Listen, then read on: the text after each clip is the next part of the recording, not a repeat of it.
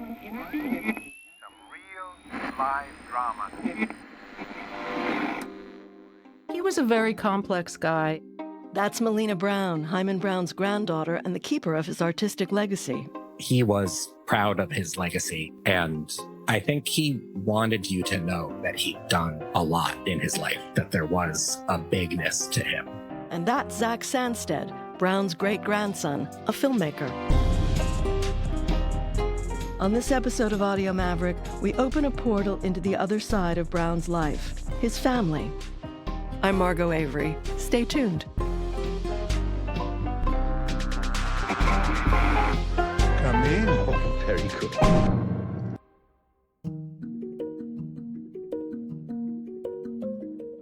Hyman Brown's private life reveals a man of contradictions. A generous man, but only on his own terms.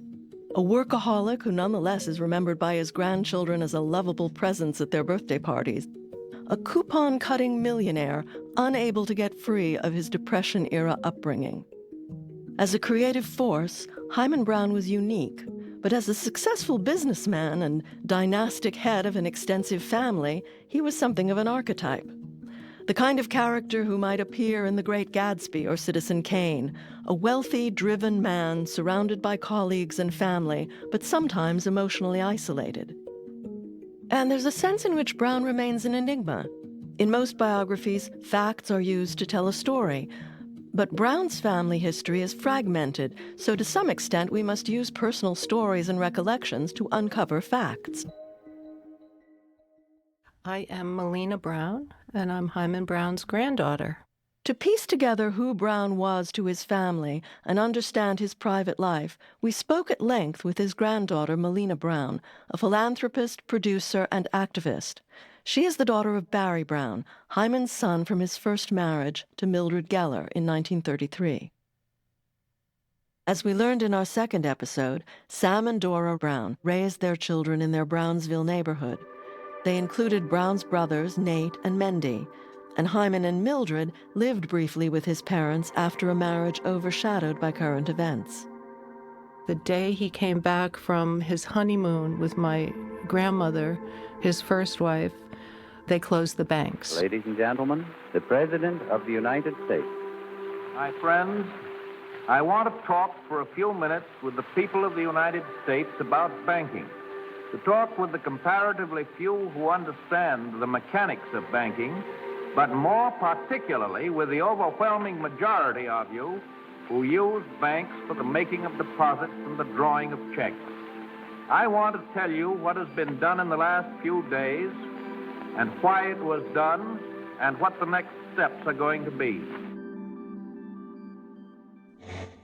Melina Brown thinks this Depression-era start to domestic life shaped Brown's character, and not just as a creative force, the guise in which we best know him. He did very well financially. I'm not sure if most of that wasn't from fear. The couple started their own family early in Brown's career. He was famously on a train to Chicago to close his deal to turn the syndicated cartoon strip Dick Tracy into a radio series at the birth of his first child. And this, too, seems prophetic.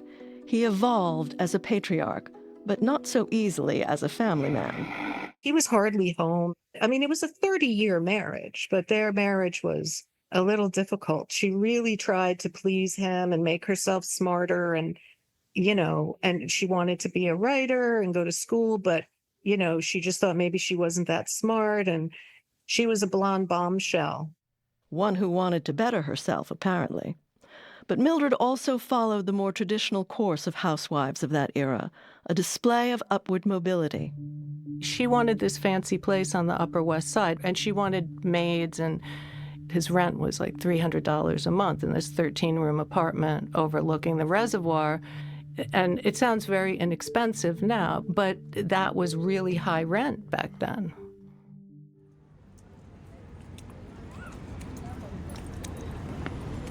The Browns' former Central Park West apartment building is home to all kinds of A-list residents. Kevin Bacon, all 6 degrees of him, was a neighbor during Brown's tenure. And so it's not exactly the kind of place you can just stroll into.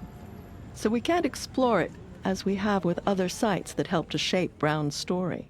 But we can at least get a sense of what it represented: material ease and lavishness. It dates from 1906, the year of Reginald Fessenden's pioneering radio broadcast, and it looks like a vast stone wedding cake. Eventually, it housed Brown's extensive collection of paintings. Melina Brown, her son Will, and Zach Sansted all remember the collection as dominating the extensive apartment. As they describe it, it sounds like the Henry Clay Frick Museum on Fifth Avenue, the former old mansion of the 19th century industrialist and collector. Yeah, like every wall of his apartment covered in paintings. That's Zach Sansted. I believe curated to be grouped by era and painter. His sitting room where he would sit and talk with you or, hold court. Will Brown saw it as a showcase of Hyman Brown's artistic taste. It included the sort of shrewd acquisitions you'd expect. Old masters, there was a Rembrandt, and contemporary ones like Picasso, whom he liked. But also works by friends. Zach Sansted remembers a compelling still life by Elia Kazan, which is now owned by Sansted's mother, Barry. Which is a beautiful painting of a fisherman in a brown oil-slick jacket. He's holding a fish, like a small silver fish, like a herring, and a boning knife in the other hand. He looks kind of at you, kind of into the middle distance. It's impressionist, but still figurative. It's a very affecting piece. Brown's investment in properties didn't end with his own homes. He had a number of other residences around the city, buildings he invested in, both for himself and his extended family. Real estate reflected Brown's somewhat conflicted relationship with his family. Hyman kept everyone compartmentalized also. It's very strange. Like, he just felt like everyone was on him for money. Sometimes it was hard for Brown not to see things through the filter of fiscal anxiety. He never would really look at it, but he did have some OCD about money and a lot of fear around it. But I think that he just was always worried, and he felt very responsible for the whole family, and he loved us quite a bit. Brown was especially generous about medical expenses, and education was an important focus. He supported his grandchildren's school and college expenses, and there wasn't an age barrier to his largesse. Zach Sansted credits him with changing his father's life well after school age. When I was born, my dad was a nurse, and Hyman paid for him to go back to school and to go to law school to get a better kind of job and provide for us better, which is a thing I think Hyman had always wanted, right? He'd always wanted a boy of some kind to invest in and to reflect back at him. Melina's father, Barry, didn't entirely fill that role. He was the classic prodigal son, ambitious but also a big spender. He was a successful commercial director, but Melina Brown notes he found it soul-sucking. He really wanted to make it in movies, but when various projects fell through, Brown offered him an audio legacy. He never made it in movies. My grandfather wanted him to work, so at a certain point he started to hand him these properties. Which meant giving Barry an opportunity to license and market them. Among them was Brown's most successful property, Inner Sanctum.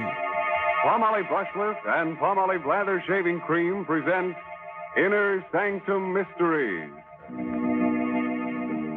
And Brown had the same approach to helping his brother Mendy. They, too, had an uneasy relationship. Mendy finally moved to Australia with his family, and so Hyman just gave him the rights to Inner Sanctum in Australia. So he was, in his mind, helping people out, trying to find ways not to give them money, even though he had so much money. In this context, at least, Hyman Brown's largesse seems like a character test. The idea being that Brown would provide an asset, and if the recipient had the resources to develop it, they would succeed. He just wanted everyone to be working. And Will Brown tells us he did not want anyone to feel like some entitled industry heir. Melina and her sister Barry got their opportunity at a slightly less exalted level, answering fan mail at the Chelsea studio. They were cherished grandchildren, to be sure, the ones allowed to use the corridors as a speedway. But Melina Brown feels her grandfather wasn't quite as focused on shaping the careers of the women in his family. He could talk a good game in public about women and whatever, but when it came down to it, like in his family, he wanted his son. And if his son couldn't run things, it kind of left him open. But then with me, towards the end, he finally said to me, "Wow, you're really smart." And he just started heaping more responsibility on me. And it took like a whole lifetime. Brown had challenging relationships with his siblings and children and was estranged from Melina Brown's father, Barry, at the time of his death. But the grandchildren got to experience a less driven, softer Brown. He was pretty horrible to his own kids, and then he sort of mellowed as he got older, and then he loved us from the time we were born. As a grandfather, Brown was a star attraction. He made guest appearances at Melina and Barry's schools, and when they came to the Chelsea studios as children, there was an important ritual. He used to keep matzahs and margarine in his mid-century modern cabinet, and when we'd come, he'd make us each a matzah with margarine and salt. Brown was the reigning figure at all family birthday parties, and Melina and Will Brown remember children clamoring all over him. I mean, the kids would play with him and on him, like drive cars on him and stuff. On the other hand, Zach Sansted found Brown a bit intimidating. He always sat at the head of the table. He's the patriarch. And Depression-era anxiety would sometimes surface even in the midst of celebrations. In a very Great Depression style, he would cut paper-thin slices of cake, where he could make a small Carvel cake serve 30, 40 people. The stinginess that Brown's CBS Mystery Theater actors found endearing was a source of puzzlement and frustration to his family, and surfaced in every aspect of his life. Cars. He had an older model brown car, clearly had gotten it for cheap at some point, an undesirable color. An older model. He definitely could afford a nice new car. And clothes. He knew Cy Sims. An off-price clothing magnate. And he wore these really natty wedding shoes. There was like a wedding store where you could rent tuxes closing down on Broadway or something. And he went in and he bought them out of everything. These shoes, he loved them. So he had so many, and he had them for 50 years. But that was the great deal, that he had a whole closet full of these things. Including paisley tuxedos, which Melina Brown has kept. A velvet paisley tux, things like that. And Shirley, of course, could get him designer clothes. Shirley was Shirley Goodman, Brown's second wife, whom he married in 1970. She was executive vice president at the Fashion Institute of Technology. Though indirectly, Brown already had a connection in the fashion industry. Calvin Klein is a cousin on Mildred Geller's side. So Hyman Brown's domestic life was marked by generosity and emotional complications, and by some of the traditional benchmarks of affluence, an elegant apartment, an important art collection, and in the 1940s, Brown purchased property in Stamford, Connecticut. Here's Melina Brown again. The cottage was built in 1900, and the studio was built as a choral rehearsal hall for a church. And it had stained glass and everything, but that didn't come with the deal. And that was built in 1910. This is all just coming from Hyman. I don't have any documents. He had, and I have somewhere, the canceled check. I think he paid $16,000 for this whole place. The studio was somewhat separate from the main house and became Brown's creative domain in the country. He had a studio that's a garage building, so he would stay there. That was his lair. When he moved up there was hardly anyone there. It was dirt roads. There was no one there. And now it's a very fancy area, but how could he have known?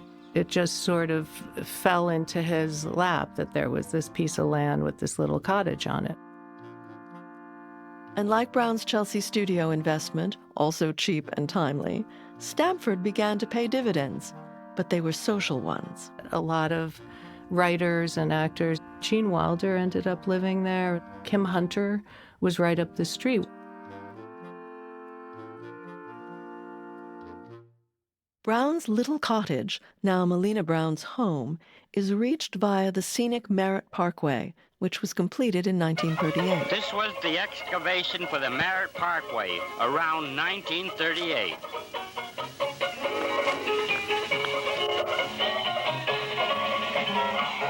Governor Cross opens the Merritt Parkway. Zach Sansted thinks it reflects a social pattern that his grandfather was part of. The Merritt Parkway or the Taconic were built to be scenic. They were built to be beautiful, meandering highways for people to drive out of the city on, right, in a power brokery kind of way.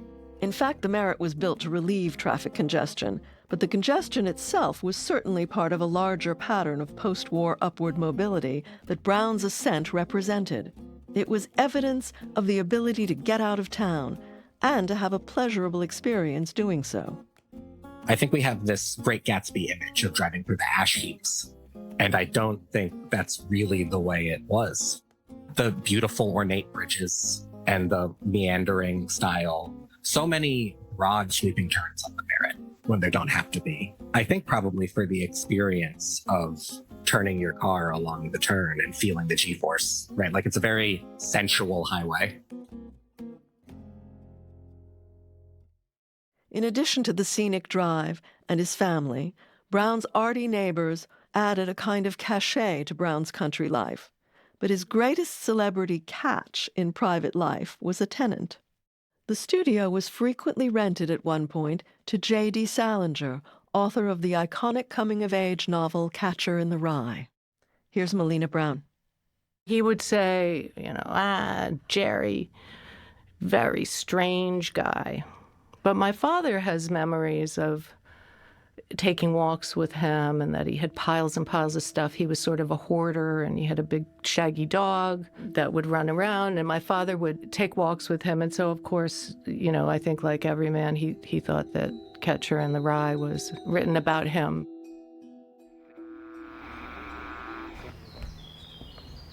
Melina Brown and her son Will moved into the Stamford house in the late 1990s. Every single weekend, unless the roads were impassable because of snow, he would come up to Connecticut. He used to walk to this little country store that was exactly 1 mile up the road, reading scripts with a red pencil. So he never even looked up. I mean, he worked all the time, and he was editing scripts as he went. That was his way. Brown had his work, but his demons followed him.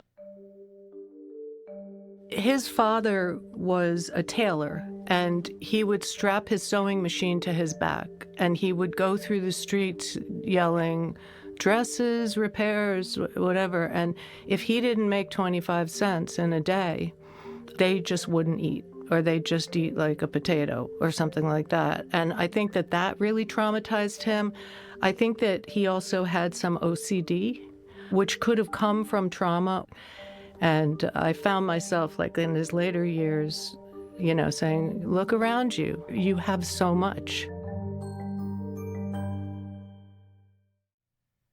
There was a tender twist to Brown's obsession about saving at all costs. We'd go couponing together, and he had so many coupons, and he had all these yellowed, like no expiration date coupons. And he was like the old guy in the line who was holding everyone up, and they would owe him money at the end. He was such a good couponer. He was just so scared about, paying for groceries. By the end of it, I was just lying to him. I told him that everything at Zabar's went to half price. Like the nurses I was hiring, one of the first things was take the price tags off of everything. And they couldn't understand it. But then when they got to know him, they understood, because that's how he was. It's kind of sad. But the irrepressible Hyman Brown we've come to know and admire was still there. We'd go to a hospital and he would be on the table and a doctor would come in and he'd say, I want to make a drama about doctors. Like, he had all these ideas. And everywhere we were, he was trying to sell a show. We couldn't go to the supermarket without him trying to sell a show. It's wonderful to imagine what those shows might have been.